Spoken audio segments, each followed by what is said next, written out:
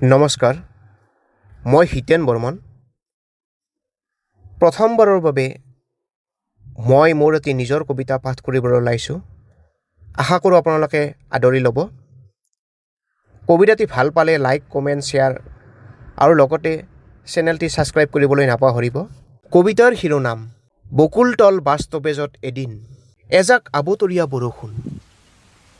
তিনিআলিৰ জিৰণি চৰাত মই ৰৈ আছোঁ অকলে।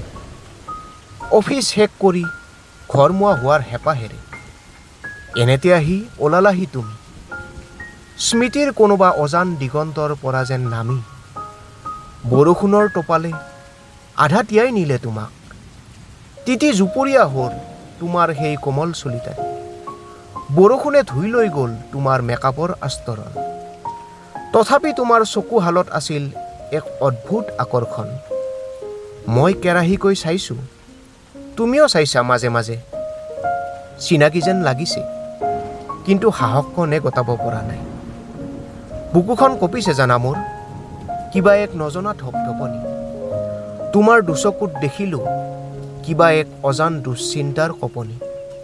মন গৈছিল সুধিবলৈ, কি হৈছে কোৱাচোন? কিজানিবা মোৰ সঁহাৰিত আঁতৰে তোমাৰ মেঘাচ্ছন্ন মন। হঠাতে আহি ৰ'ল এখন বাছ, চিঞৰি উঠিল যন্ত্ৰটো। নিৰলে মোক এৰি থৈ তুমি গুচি গ'লা, আধৰুৱা হ'ল ক্ষণটো। চেহ, একোৱেই কোৱা নহ'ল তোমাক, থাকি গ'ল এক গভীৰ ক্ষোভ। হৃদয়ত ৰৈ গ'ল মাথো তোমাক আকৌ লগ পোৱাৰ লোভ।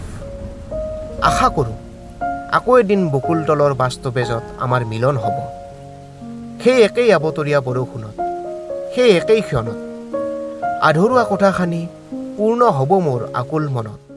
ধন্যবাদ।